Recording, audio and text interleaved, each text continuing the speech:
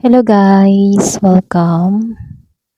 Collective reading tayo ngayon. So, tingnan natin kung ano ba yung current energy ng person mo ngayon. Okay? Para to sa mga no contact situation na nakikibalita sa kanilang mga person. Give me the message. Ano yung energy ng person mo ngayon?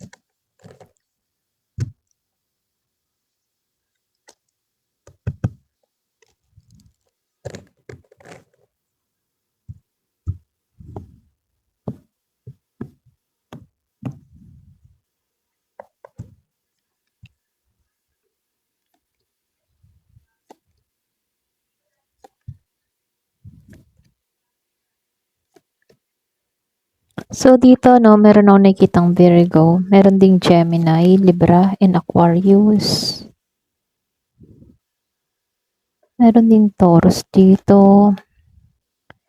Capricorn,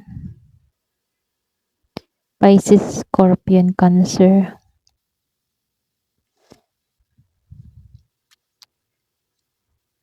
Meron ding Aries, Leo, Sagittarius. So, halos lahat andito, no? Malakas si Taurus, si Leo, si Virgo. Pero halos lahat naman andito. Okay, so start na tayo. So, dito, no? Lumabas si Hermit, okay? Si Hermit, si Six of Swords, then si Page of Swords. Silang tatlo dito naka-reverse, okay? Pwedeng, ibig sabihin nito, no? Yung bang tipo na meron akong nakita ditong tao na pwedeng hirap tong umiwas, okay? Para bang hirap siyang umiwas sa kakaisip, para bang hindi niya mapigilan yung sarili niya sa pag-iisip dito. So, ibig sabihin, nag-iisip itong tao na to tungkol sa sitwasyon ninyo, okay? So, meron tong pwedeng may tendency na nag-overthink itong taong ito or pwede rin hindi siya makapagpasya, okay? Para bang hindi siya makadistansya sa'yo.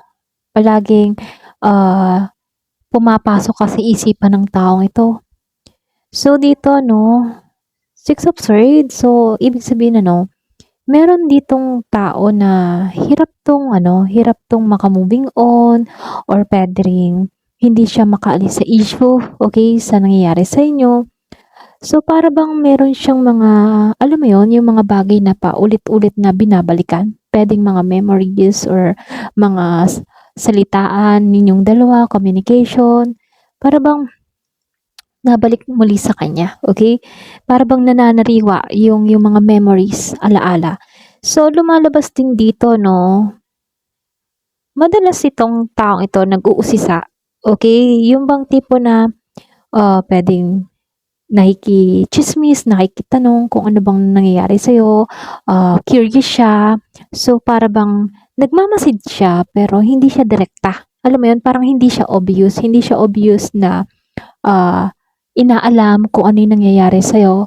Kumbaga, magaling yung style ng tao na to sa pag-observe na hindi obvious, okay? So, dito, no, nakikitaan ko lang din dito, Seven of Swords, and the Hangman, then the Hierophant reverse. So, dito, lumalabas itong person mo, ano to, yung bang klase ng tao na malihim, okay?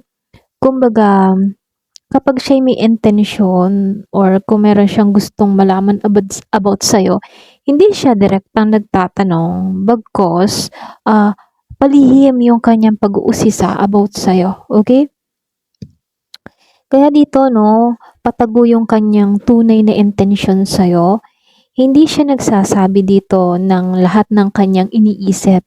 Para bang lihim yung kanyang mga plano, para bang lihim yung pag-observe niya sa'yo, mga ganon.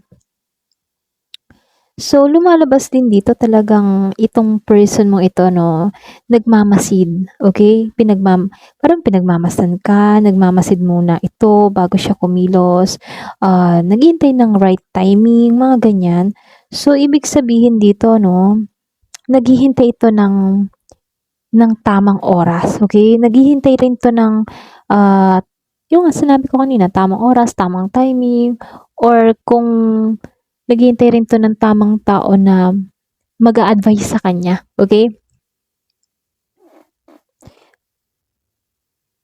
Pero itong tao na 'to 'no, meron 'tong ibang pananaw, okay, about sa sitwasyon ninyong dalawa. Ito lang nakikita ko sa dahangwan. Then ito sa Hierophant reverse. So, lumalabas dito 'no, meron 'tong kanyang sariling paraan, okay? Alam mo 'yun, para ba siyang tumatalikod or lumalabag sa mga nakasanayan niya or mga ginagawa niya. Para ba siyang meron sariling paraan dito.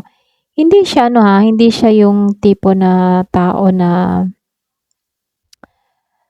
yung bang tipo na sumusunod sa tama para bang meron siyang sariling pananaw, sariling paniniwala. Hindi 'to relihiyoso, okay? Para bang meron siyang, yun ang sinabi ko kanina, may sarili siyang paniniwala. Para bang iba yung paniniwala mo sa paniniwala ng taong ito. Ganon. So, dito, lumabas si Justice. Two of Wands, Queen of Pentacles, at itong si Ten of Swords. Talaga nagpaplano to dito, ha. Posible, meron tong mga gagawing hakbang. Nagpaplano muna to, para bang tinitingnan-tingnan muna ng tao na to yung sitwasyon, bago to kumilos. Kaya nang dumikit si Justice dito. Para bang binabalance muna ng tao na to yung sitwasyon. Nagiging patas siya sa kanyang aksyon. Para ba naghanap siya ng katotohanan dito? Meron siyang tinutuklas, meron siyang inaalam about sa'yo bago siya kumilos. Siyempre, baka mamaya taken ka na, para bang inoobserbahan niya muna. Ganyan. Inaalam kung ano ba nangyayari sa'yo, okay, bago siya gumawa ng hakbang. Inaalam niya yung katotohanan about sa'yo. So, Queen of Pentacles, Ten of Swords reverse. Nakikita ka ng tao nito bilang isang matatag. Okay, responsible kang tao. Meron kang value sa kanya ngayon. May halaga ka. Para bang mahalaga ka na.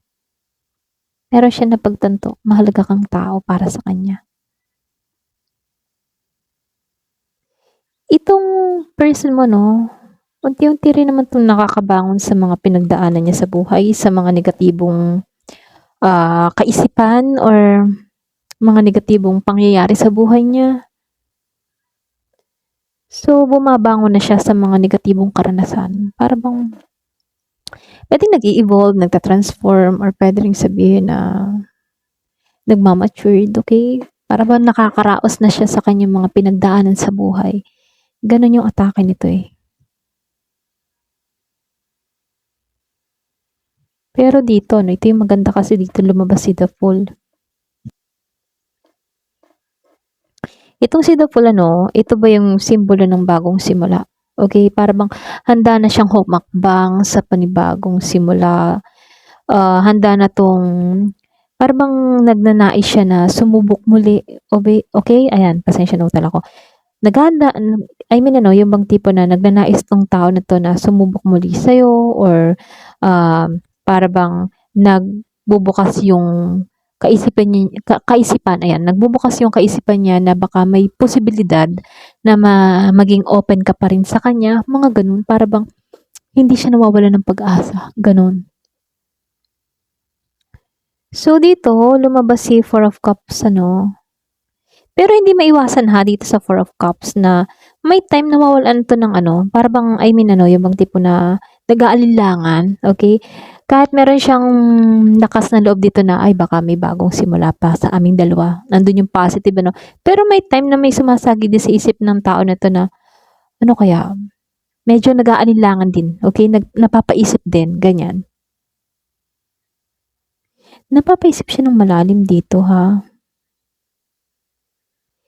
Kaya to napapaisip ng malalim, para ba siyang hindi kasi siya makontento sa sitwasyon niya ngayon. Ito lang nakikita ko. Para bang feeling ng tao na 'to na baka may na-miss na opportunity siya dito sa connection na 'to. Kaya gusto niya ng bagong simula pero may time na parang, "Ano kaya? Tama ba 'tong gagawin ko? Tama ba 'tong aksyon or ikikilos ko sa'yo?" Mga gano'n. So, dito sa Queen of Swords reverse, then King of Wands, Page of Cups, Strength. So, lahat itong tatlo naka-upright siya, then reverse dun si Queen of Swords. Yung iba sa inyo dito sa Queen of Swords, ano, pwedeng meron tong tampo or meron ditong tao nagtampo. Ikaw ba yung nagtampo dito? Para bang hirap na magsalita ng direkta dito. Wala siyang tapang, wala siyang lakas ng loob. Or pwede ring hiya sa'yo, ganun.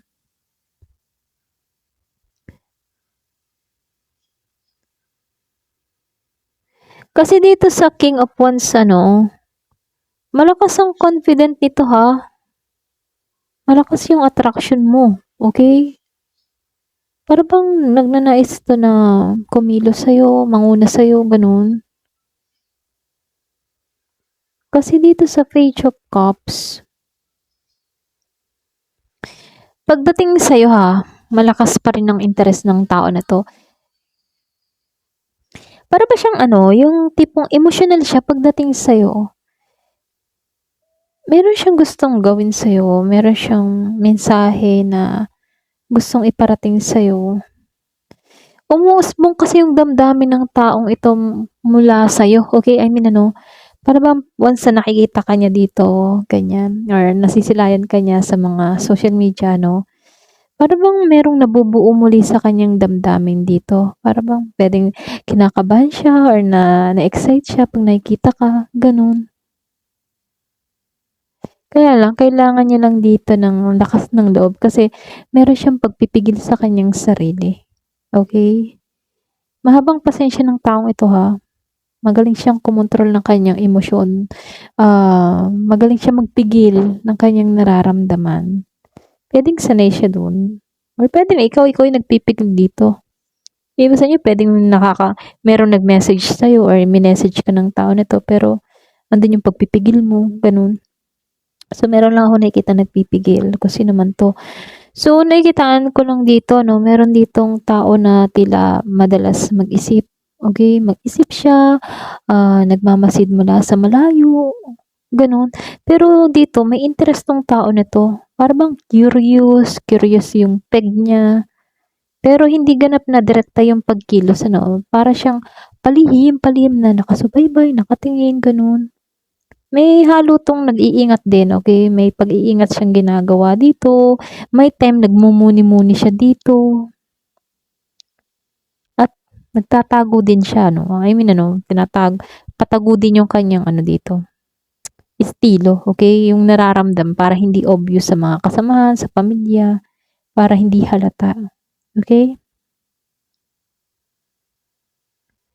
So, dito 'no, kung oobserbahan dito 'no, hindi naman 'to obsession ano, pero ang card kasi maaaring basahin bilang atensyon, okay? I mean ano, yung bang tipo na para bang patuloy pa rin 'tong nag-iisip, okay, sa'yo. Kumbaga, nag-iisip pa rin 'tong tao na 'to tungkol sa'yo, sa sitwasyon na kinakaharap niyo. Para ba siyang gano'n dito 'no? Para bang dito ano, makikita dito sa mga card na meron pa rin siyang matinding atensyon sa'yo, okay? Para bang malaki pa rin yung interest niya sa'yo, gano'n. Para bang naghahangad 'to ng new beginning sa'yo rito, mga gano'n. Ayun, ito lang yung nakikita ko ano, kung sino man 'to, ayan. So, comment down below, okay? Thank you for watching. Love and peace.